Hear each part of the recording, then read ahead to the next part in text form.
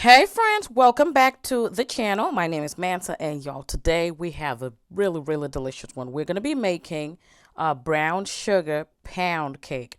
This cake right here, it is filled with that Heath English butter toffee and some beautiful pecans. So if you would like to see how I put that together, let's keep on watching.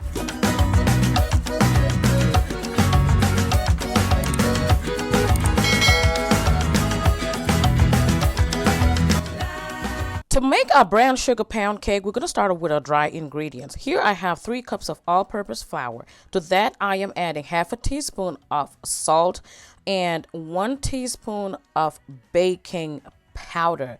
These are our dry ingredients. I'm just going to go ahead with my whisk to mix everything together, and we're going to put that on the side and move on. I am using my stand mixer today. This is a big cake, so it's easier to use my stand mixer with a paddle attachment. And we're going to start with our fats. Here I have 3 sticks of butter. Now today I am using unsalted butter. That is why I have the salt at the beginning of the video. Now if you're using salted butter, you can either omit the butter omit the salt, or cut down on the amount. So I'm going to go ahead and cream the butter really good until it's nice and softened. Then I will go ahead also, do not forget to scrape down the beater and also the sides of the bowl. They just have a way of sticking to everything. So yeah, I'll give it one more mix. Then I'll go ahead with my sugar. Now, since this is a brown sugar pound cake, I am going in with 2 cups of light brown sugar and half a cup of regular white sugar. Now, if you have dark brown sugar, go ahead and use that. Your cake is just going to come out more caramel than mine, and it's absolutely beautiful. So I'm going to go ahead and mix the sugar and the fat together. Now, these are my eggs. I am going in with my eggs one at a time after incorporating my sugar and the butter nicely. So I'm going in one at a time and giving it about 20 to 30-second intervals. And then I add the next one, and then the next one, and then the next one until I get to the very last egg. Now make sure that your ingredients are at room temperature. I cannot overemphasize that. Make sure your ingredients are at room temperature. That way we are not over mixing. It is going to be smooth and easy. That was the last egg, and I'm going to go ahead and stop right now. You would see that the mixture is going to get a little lighter. Now I am going to add in some vanilla extract. I am going in with 2 teaspoons of vanilla extract. Now it is time to mix wet and dry ingredients together. Now here I have 1 cup of buttermilk at room temperature. Y'all, if you don't have buttermilk, you can go ahead and use regular whole milk, okay? But that buttermilk, you see, you guys, if you've been on this channel, you already know that buttermilk makes a whole lot of difference. If you've not tried incorporating it in your recipes, do so and let me know in the comment section below. As you can see, I am alternating between the flour mixture and the buttermilk. And that's just all I'm going to do until I get all of my wet and dry ingredients together. If this is your first time coming across this channel, again, my name is Mansa, and on this channel, we try to make cooking, baking, just the kitchen more enjoyable and less of a chore.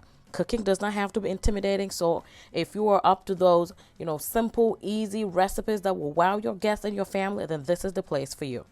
Now, the start of the show. These are my Heath toffee bits. This is the brand that I like to use. This Heath. You can go ahead and use any brand of toffee, but this right here, it is so delicious. It has the nutty taste from the almonds that's in there. And of course, I am going to be using 1 cup of pecans today. Now, by the way, I am using 8 ounces of the Heath toffee bits. All I did was just put the bars in a Ziploc bag, and I went in with a blunt object like my rolling pin and just bit them up. You don't want to crush them to be like powder. You still want some chunks in it, as you can see. Now I just dumped all of the toffee bits and my pecans in there.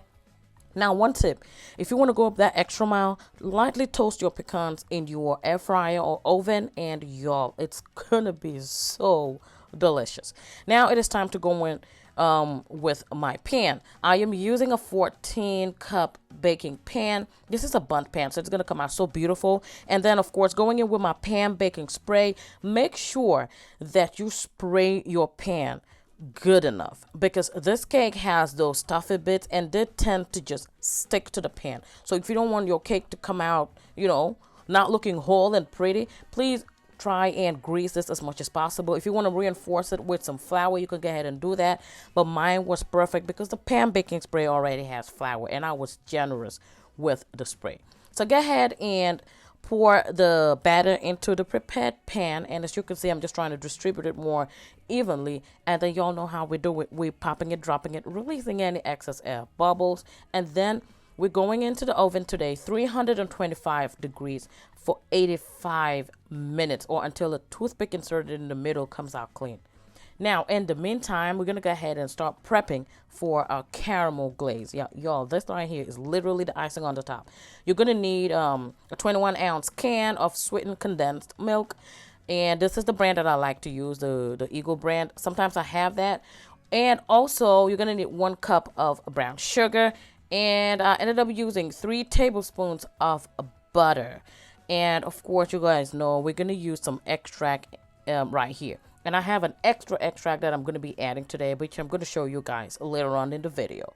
So, in the meantime, my cake is out of the oven, and here it is. Can you see that deep brown crust? And you see those cracks on the top? What I'll tell you, that means we're doing something really good over here. Now, the cake is really hot, fresh out of the oven. We're going to let it sit and cool down in the pan for at least 20 minutes, and then I will invert it onto a cooling rack right here, and then I'll let it cool down all the way to room temperature. In the meantime, we'll go ahead and make our caramel glaze, because this glaze right here, you need it while it's still hot because it hardens up really, really fast. Okay, now onto our glaze. In a pan, I am going to be going in with my condensed milk and my brown sugar. Again, if you have dark brown sugar, go ahead and use that. The color is just going to be, of course, darker than mine. That's just the difference, nothing more. Okay, now I know this is like a recipe for diabetes right there. That's what I told my sister. We had a good laugh about it, but I promise you it's so good. I would say share this cake, or it's not gonna be good. It has a lot of sugar. I must warn you. I get a lot of those comments below, and I'll just say it's all about, moderation. Just because you make this big old cake does not mean that I have to eat the whole cake. I get a lot of comments about you're making a recipe for diabetes. Man, we are all responsible for our life choices, right? Okay, this is just a recipe. I don't have the right to tell anybody what to do, okay?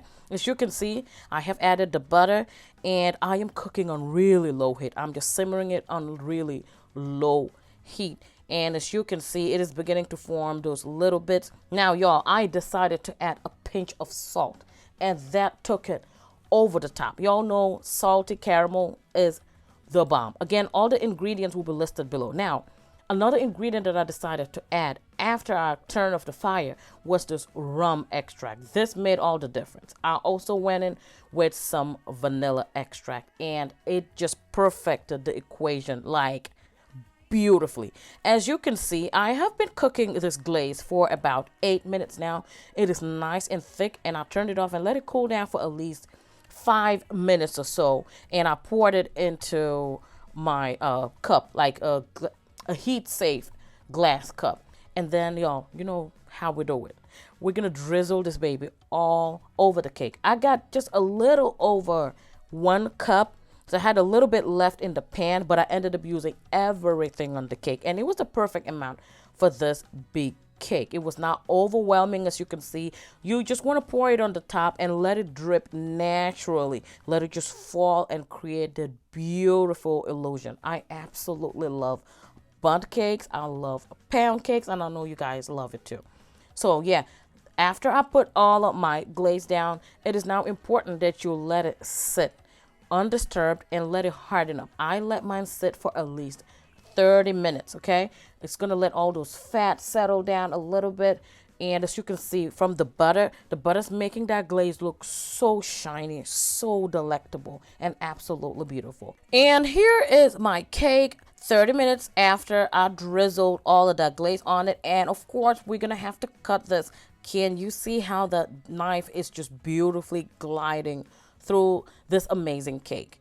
This is the moment of truth. Like I said, videos never lie. Can you see the inside? You could see those toffee bits. You could see the pecans distributed all over the cake. And that glaze, like I said, is literally the icing on the top.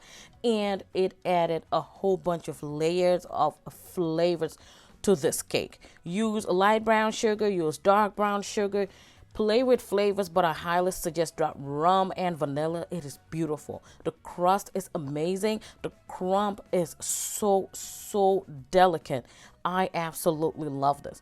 If you get to try this video, please remember to tag me on Instagram or Facebook at Mansa Queen.